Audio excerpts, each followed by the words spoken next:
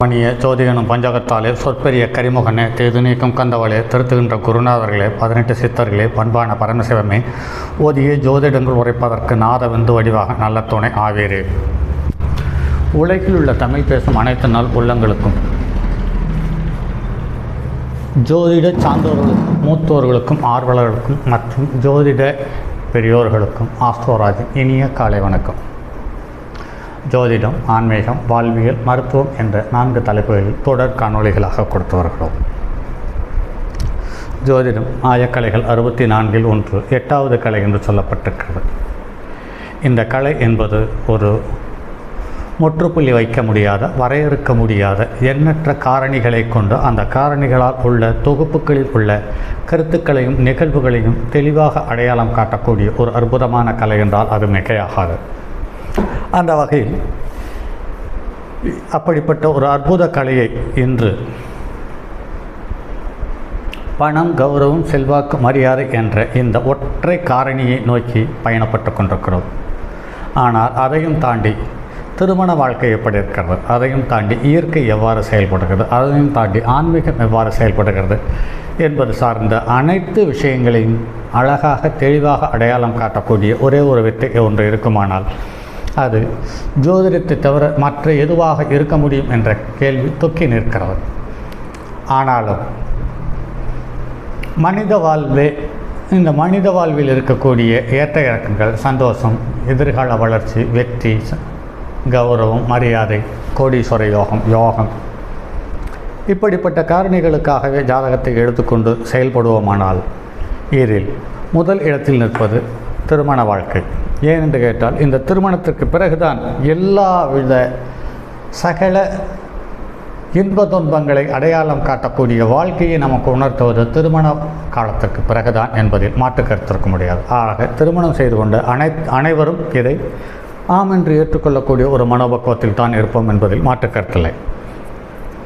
அந்த வகையில் இன்று ஒரு காதல் திருமணம், கிட்டத்தட்ட 28 வயதில் பிறந்த ஒரு பெண் தாயினுடைய வர்க்கங்கள், தாய் சொந்தங்களை பலமாக எதிர்ப்போடு ஒரே ஒற்றை மனிதன் தன் தந்தையினுடைய ஆதரவோடு வேற்று இன அல்லது வேற்று ஜாதியை சார்ந்த ஒரு வாழ்க்கையை கைப்பிடித்த காதல் திருமணம் சார்ந்த ஒரு பதிவு. இந்த பெண் 29/5/1998 11 மணி 16 நிமிடம் இரவில் பிறந்தது. இந்த ஜாதகம் மகர லக்கணத்தில் ஜனனம், லக்கணத்தில் 2வது இடத்தில் கேது, 3ஆம் இடத்தில் குரு, 4வது இடத்தில் சுக்கிரனும் சனியும், 5வது இடத்தில் சூரியன், புதன், செவ்வாய், 7வது இடத்தில் சந்திரன், 8வது இடத்தில் ராகு.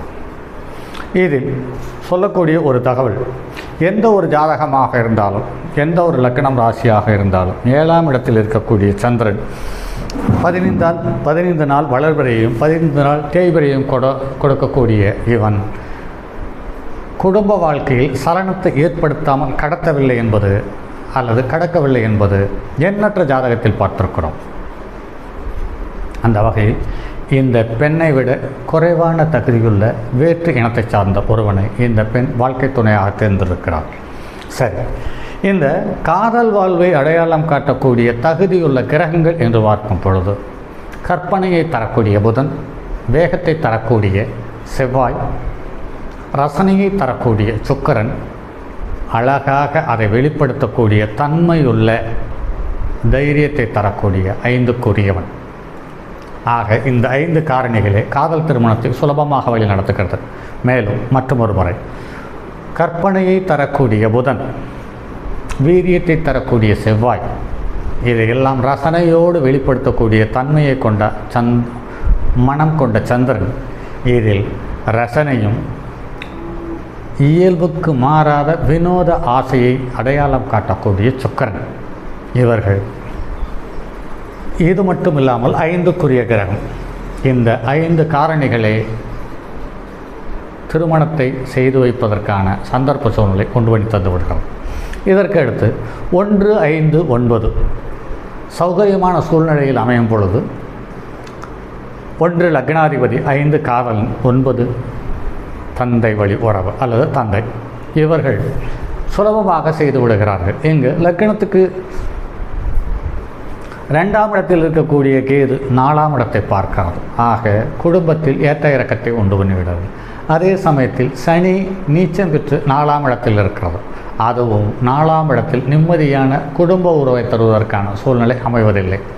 அதே சமயத்தில் லக்னத்துக்கு 5வது இடத்தில் புதன், சூரியன், புதாத்தி யோகம், கத்திரி யோகம், மகாலட்சுமி யோகம் என்று சொல்லக்கூடிய அமைப்பை கொண்ட புதாத்திய யோகம் கொண்ட சூரியனும் புதனும். அடுத்து 5ஆம் இடத்தில் செவ்வாய் தன்னுடைய பிடிவாதத்தை கொஞ்சம் கூட குறைக்காமல், அதே சமயத்தில் இந்த 5ஆம் இடத்தை பாதிக்கக்கூடிய கிரகம் செவ்வாய் என்றால் உதவி செய்யக்கூடிய கிரகம் செவ்வாய். ஏன் கேட்டால் 11ஆம் இடத்தை செவ்வாய் பார்த்து தன்னுடைய வலுவை அதிகப்படுத்தியது. லக்னத்துக்கு 4ஆம் இடம் என்று சொல்லக்கூடிய ஸ்தானத்துக்குரிய கிரகம் 5ஆம் இடத்திலிருந்து காதல் திருமணத்துக்கு எதிர்வாதத்தை செய்தது என்பது நடைமுறையில் பார்க்க முடிகிறது. ஆக ஒரு ஜாதகத்தில் 7ஆம் இடத்தில் சந்திரனும் 4ஆம் இடத்தில் சுக்கிரன் சனியும் இருப்பது என்பது அவர்கள் எவ்வளவு சிரமமான கடினமான எதிர் சூழ்நிலைகள் அமைந்தாலுமே கூட அவர்கள் நினைத்த வாழ்க்கை துணையை கைப்பிடிக்கிறார்கள் என்பது நடைமுறையில் பார்க்க முடிகிறது. இதே சுக்கிரனும் சனியும் நீச்சம் பெறாமல் சனியினுடைய வீட்டில் சுக்கிரனோ சுக்கிரனுடைய வீட்டில் சனியோ அல்லது 1, 5, 9 தொடர்பை பெறக்கூடிய சுக்கிரன் சனி அற்புதமான வாகன யோகத்தை மட்டுமல்லாமல் வாழ்க்கையில் சுகத்தையும் அள்ளி தெளித்து விடுகிறது என்பது நடைமுறையில் காண முடிகிறது. அதே சமயத்தில் இப்படி யோகத்தை தரக்கூடிய சுக்கிரனும் சனியும் அந்திம காலத்தில் மூட்டு வலியை கொடுத்து விடுகிறது, கர்ப்பப்பை சம்பந்தப்பட்ட தொந்தரவையும் தந்து விடுகிறது என்பது நடைமுறையில் பார்ப்போம். அதற்கடுத்து இந்த ஜாதகத்தில் கிரகங்கள் நின்ற நிலையும் அது செய்த வேலையும் என்பது சார்ந்த தகவலை பார்ப்போம்.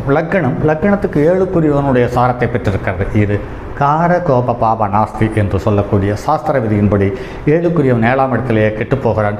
அவன்தான் லக்ன புள்ளியை தந்திருக்கிறான். ஆக வாழ்க்கை துணையை அடையாளம் கண்டு திருமணம் செய்து கொள்வதற்காக இந்த ஆன்மா ஜனனமானது.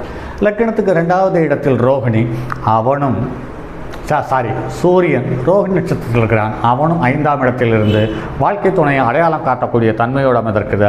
ஆனால் அந்த சூரியன் லக்னத்துக்கு 8க்குரியவன் பல அவமானங்களையும் சங்கடங்களையும் கடந்து செல்கிறது. லக்னத்துக்கு 3வதாக சந்திரன் பூச நட்சத்திரத்தில் அமர்ந்தது 5.48 பாகை பெற்றிருக்கிறது. இந்த சந்திரன் பூச நட்சத்திரத்திலிருந்து லக்னாதிபதியினுடைய சாரம் பெற்றது என்பது சிறப்பு. ஆக லக்னம் 7க்குரியவனுடைய சாரம், லக்ன புள்ளி 7க்கு உரியவன் சனியனுடைய சாரம். ஆக இருவரும் பரஸ்பரம் உணர்ந்து திருமணம் செய்து கொள்வதற்கான வாய்ப்பை தந்தது.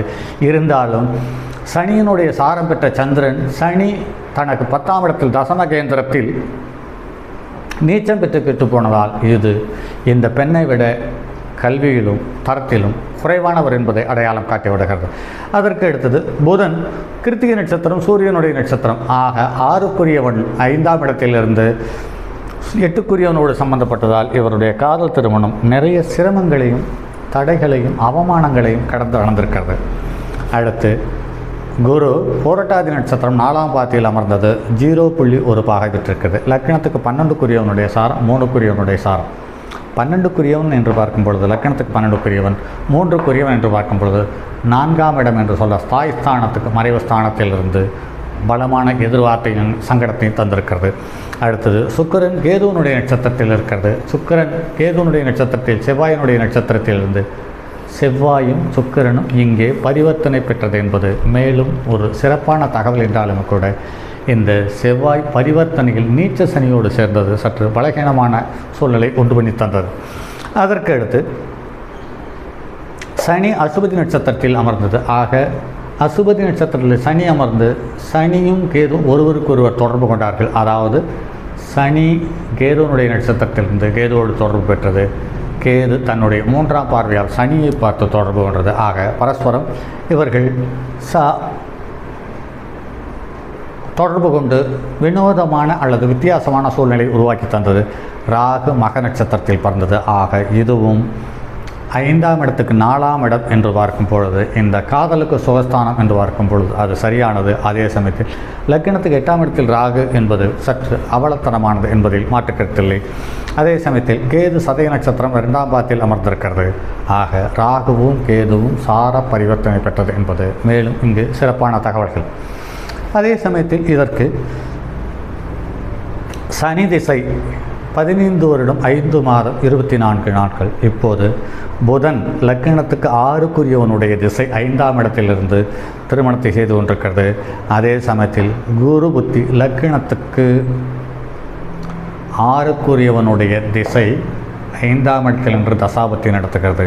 லக்னத்துக்கு 12க்குரியவன் 3ஆம் இடத்திலிருந்து இந்த 3வது இடத்தை கோச்சார குரு சந்திரனை கடக்கும் பொழுது நேரடி தொடர்பு பெற்றது. அந்த வகையில் இது காதல் திருமணத்தை செய்து வைத்தது. அதே சமயத்தில் இங்கு இருக்கக்கூடிய சனி கோச்சாரத்தில் குருவும் சனியும் தொடர்பு கொண்டார்கள்.